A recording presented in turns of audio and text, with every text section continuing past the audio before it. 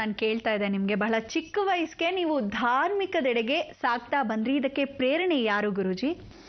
ಧಾರ್ಮಿಕ ಕಡೆಗೆ ನಾನು ಹೋಗ್ತಾ ಇದ್ದೀನಿ ಅಂದರೆ ಚಿಕ್ಕ ವಯಸ್ಸಿಂದ ಆಗಿರ್ತಕ್ಕಂಥ ವಿಚಾರ ದೊಡ್ಡ ಸಂಸಾರ.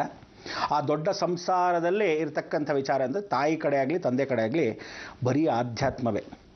ತಂದೆ ಕಡೆ ಇರತಕ್ಕಂಥ ವಿಚಾರದಲ್ಲಿ 4 ಜನ ಜಗದ್ಗುರುಗಳು, ಅದರಲ್ಲಿ ಚಂದ್ರಶೇಖರ ಮಹಾಸರಸ್ವತಿಗಳು ಅಂದರೆ ಕಂಚಿ ಕಾಮಕೋಟಿ ಪೀಠದ ಜಗದ್ಗುರುಗಳಾಗಿರ್ತಕ್ಕಂಥವ್ರು, 101 ವರ್ಷಗಳಿದ್ದವರು. ಅವ್ರ ಜೊತೆ ಒಡನಾಟ ಅಂದರೆ ಬಾಲ್ಯದಿಂದನೇ ಯಾವುದಾದ್ರು ರಜೆಗಳಿದ್ದರೆ ಅವ್ರ ಜೊತೆ ಹೊರಟೋಗ್ತಾ ಇದ್ವಿ. ಹೀಗೆ ಮನೆಯಲ್ಲಿರ್ತಕ್ಕಂಥ ಸಂಸ್ಕಾರಗಳಲ್ಲಿ ಭಾಳಷ್ಟು ವಿಶೇಷ. ವಿದ್ವಾನ್ರೇ ಭಾಳ ಜನ ಇದ್ದರು. ನಮ್ಮ ತಂದೆ ದೊಡ್ಡಪ್ಪನವರಾಗಿರ್ತಕ್ಕಂಥವರು ಮೈಸೂರು ಮಹಾರಾಜರ ಆಸ್ಥಾನದಲ್ಲಿ ಗಣಪಂಡಿತರಾಗಿರ್ತಕ್ಕಂಥ ಸವ್ಯ, ಅಂಥ ಒಂದು ವಿದ್ವಾಂಸರು. ಇದರ ಜೊತೆಗೆ ನಮ್ಮ ತಾಯಿ ಕಡೆ ಬಂದರೆ ತಾಯಿ ಸೋದರ ಮಾವವರು ಕಂಚಿ ಕಾಮಕೋಟಿಲಿ ಇವರು ಹೇಗೆ ದೊಡ್ಡವರ ಜಗದ್ಗುರುಗಳಾಗಿದ್ದರೋ ಶೃಂಗೇರಿ ಜಗದ್ಗುರುಗಳಾಗಿದ್ದರು, ವಿದ್ಯಾಭಿನವ ವಿದ್ಯಾತೀರ್ಥರು. ತದನಂತರ ಚಂದ್ರಶೇಖರ ಭಾರತಿ ಮಹಾಸ್ವಾಮಿಗಳು ಅಂದರೆ ಚಿಕ್ಕಪ್ಪನವರು, ತಾಯಿಗೆ ಅಜ್ಜಿಗೆ ಚಿಕ್ಕಪ್ಪನವರು. ಈ ರೀತಿಯಾಗಿ ಒಂದೊಂದು ಪರಂಪರೆಯನ್ನು ನೋಡ್ತಾ ಬಂದರೆ ಒಂದೊಂದು ವಂಶದಲ್ಲೂ ನಮ್ಮಲ್ಲಿ ಆಧ್ಯಾತ್ಮಿಕ ತುಂಬಿತ್ತೆ ಹೊರತು ಸುತ್ತಮುತ್ತಲೂ ಯಾವುದೇ ಒಂದು ನಾವು ಈ ಕಡೆ ಹೋಗೋಣವಾ ಆ ಕಡೆ ಹೋಗೋಣವಾ ಅನ್ನೋ ಐಡಿಯಾಸ್ ನಮಗೆ ಬರಲಿಲ್ಲ. ಅಂದರೆ ಆ ಕಾಲದಲ್ಲಿ ನಾವುಗಳ ದೊಡ್ಡ ಸಂಸಾರದಲ್ಲಿ ಬರೀ ಓದು ಮನೆ ಈ ಥರ ಇದ್ದ ಒಂದು ಸಂಸಾರ ವಾತಾವರಣ. ಆ ದೊಡ್ಡ ಕುಟುಂಬದಲ್ಲಿ ಎಷ್ಟೆಲ್ಲ ರಿಸ್ಟ್ರಿಕ್ಷನ್ಗಿಂತನೂ ಪದ್ಧತಿ ಡಿಸಿಪ್ಲಿನ್ ಭಾಳಷ್ಟಿತ್ತು. ಆಮೇಲೆ ಕರ್ಕೊಂಡು ಹೋಗಿದ್ದ ಸ್ಥಳಗಳೂ ನಮ್ಮಲ್ಲಿ ಯಾರೋ ಈ ಥರ ಜೀನ್ಸ್ ಪ್ಯಾಂಟ್ಗಳು ಹಾಕ್ಕೊಂಡು ಪಾರ್ಟಿಗಳು ಕರ್ಕೊಂಡು ಆ ಥರದ್ದು ಇಲ್ಲವೇ ಇಲ್ಲ. ಎಲ್ಲಾದರೂ ಹೋಗಬೇಕಾ ಸಾಯಂಕಾಲ ಸಂಗೀತಕ್ಕೆ ಹೋಗ್ತಿದ್ವಿ. ಸಂಗೀತ ಕ್ಲಾಸಸ್ ಅಂತಕ್ಕಿಂತ ಎಲ್ಲಾದರೂ ದೊಡ್ಡ ಪ್ರವಚನ ನಡೀತಾ ಇತ್ತು, ಆ ಪ್ರವಚನ ಕರ್ಕೊಂಡು ಹೋಗೋರು.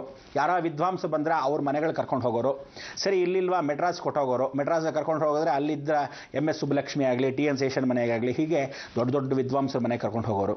ಹೀಗೆ ಹೊಟ್ಟೋದಾಗ ನಾವೇನು ಮಾಡ್ತಾಯಿದ್ವಿ, ಅಲ್ಲಿರ್ತಕ್ಕಂಥ ಆಧ್ಯಾತ್ಮವೇ ಅವ್ರು ಮಾತಾಡ್ತಿದ್ದ ಮಧ್ಯದಲ್ಲಿ ಇನ್ನೊಂದು ದೊಡ್ಡ ದೊಡ್ಡ ವಯಸ್ಸವ್ರ ಜೊತೆಗೆ ಅವರೆಲ್ಲ ವೃದ್ಧರೆ, ನಮ್ಮ ತಾತ ಮುತ್ತಾಜ್ಜಿ ನಾವು ಹೋಗ್ತಾ ಇದ್ದಿದ್ದು ಅಂಥವ್ರ ಜೊತೆಗೆ. ಸಣ್ಣ ಮಕ್ಕಳ ಜೊತೆ ಹೋಗ್ತಿರಲಿಲ್ಲ. ನಾವು ಒಂದು ಸಣ್ಣ ಮುಖ ಆದ್ರೂ ಅವರೇನೋ ಹೇಳ್ತಾ ಇದ್ದಾರೆ, ನಾವು ಪಕ್ಕದಲ್ಲಿ ಕೂತ್ಕೊಂಡು ಕೇಳ್ತಾ ಇದ್ವಿ. ಈ ರೀತಿಯೇ ಇತ್ತು ವಾತಾವರಣ. ಇಂಥ ಒಂದು ವಾತಾವರಣದಲ್ಲಿ ಚೇಂಜ್ ಆಗಬೇಕು ಅನ್ನೋ ಅವಕಾಶವೇ ಇಲ್ಲದಿದ್ದಾಗ ಹೆಂಗೆ ಚೇಂಜ್ ಆಗೋದು?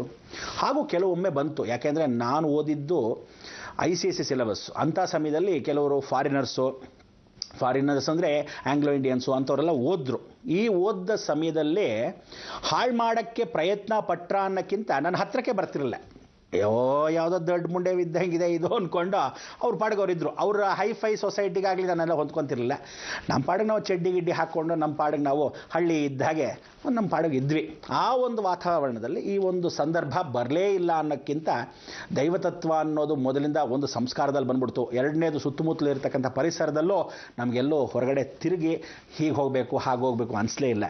ನಮ್ಮ ಒಂದು ಸಂಸ್ಕಾರ ಪರಂಪರೆ ನೋಡ್ತಾ ಹೋದರೆ ನಮ್ಮ ತಾಯಿಗೆ ಮುತ್ತಾತನವರಾಗಿರ್ತಕ್ಕಂಥವರು ಸರಾಮ್ ವಿಶ್ವೇಶ್ವರನವರು. ಅಂದರೆ ಇಂಥ ಒಂದೆಲ್ಲ ಮನೆ ಕುಟುಂಬದಲ್ಲಿ ನಾವು ಬೆಳೆದು ನಿಂತಿರ್ತಕ್ಕಂಥದ್ದು ಹೆಮ್ಮೆ ಪಡಬೇಕು. ಅದರಲ್ಲಿ ಈ ಥರ ಒಂದು ಆಧ್ಯಾತ್ಮ ಇದ್ದಾಗ ರಜದಲ್ಲಿ ಕೂಡ ನಮಗೆ ಸಂಗೀತಕ್ಕೆ ಕಳಿಸೋರು, ಅಲ್ಲಿ ಇಲ್ಲಿ ಹೋಗ್ತಕ್ಕಂಥ ವಿಚಾರ, ಊರುಗಳಿಗೆ ದೇವಸ್ಥಾನಗಳು ಕಳಿಸೋರು, ಸಂಸ್ಕಾರಗಳು ಕಲ್ತ್ಕೊಳ್ಳೋಕ್ಕೋಸ್ಕರ ಯಾವುದಾದ್ರೂ ಒಂದು ಕ್ಷೇತ್ರದಲ್ಲಿ ನೀನು ಇದನ್ನು ಕಲ್ತ್ಕೊಂಬ, ಎಕ್ಸ್ಟ್ರಾ ಇದನ್ನು ಹೋಗಿ ಕಲ್ತ್ಕೊಂಬ, ವಿದ್ವಾಂಸ ಮನೆ ಕಳಿಸ್ತೀರಿ, ಒಂದಷ್ಟು ಕೆಲಸ ಮಾಡ್ಕೊಂಡು ಅದನ್ನು ಕಲ್ತ್ಕೊಂಬ ಅಂತ ಹೇಳಿ ಕಳಿಸ್ತಿದ್ರೆ ಹೊರತು ಸೊ ಬಾಲ್ಯದಿಂದ ನಾನು ಬೆಳೆದಿದ್ದ ವಾತಾವರಣನೇ ಹೀಗಿತ್ತು ಸುರ.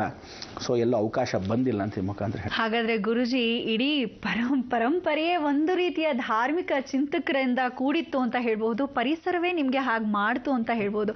ಯಾರು ನಿಮ್ಗೆ ಬಲವಂತ ಮಾಡ್ತಿರ್ಲಿಲ್ಲ ಅನ್ಸುತ್ತೆ ಅಲ್ವೇ? ಖಂಡಿತ ಇಲ್ಲ. ನಾನು ವಿದ್ಯಾಭ್ಯಾಸದಲ್ಲಿ ಭಾಳ ಚುರುಕಾಗೇ ಇದ್ದೆ. ನೀವುಗಳು ನನ್ನ ಹಳೆಯ ರಿಪೋರ್ಟ್ ಕಾರ್ಡ್ಗಳೆಲ್ಲ ನೋಡ್ಬೋದು, ಪ್ರತಿಯೊಂದು ರ್ಯಾಂಕಲ್ಲೇ ಇತ್ತು. ನನ್ನ ಮ್ಯಾಥಮೆಟಿಕ್ಸಲ್ಲಿ ಕೂಡ 99 ಬರ್ತಿತ್ತೆ ಹೊರತು ಯಾವ ಕಾಲಕ್ಕೂ 98 ಕೂಡ ಬರ್ತಿರಲಿಲ್ಲ.